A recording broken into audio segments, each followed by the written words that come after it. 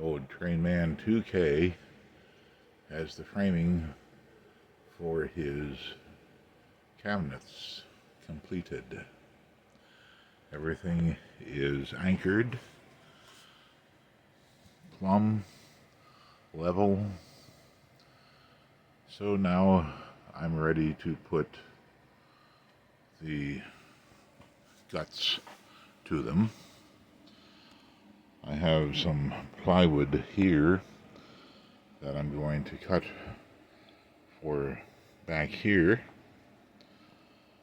and then the really nice plywood is going to make my doors and shelves and such inside.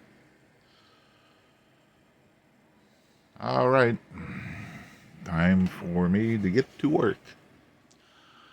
You all have a great day, and don't forget to like, subscribe, and hit the notify bell. Alrighty.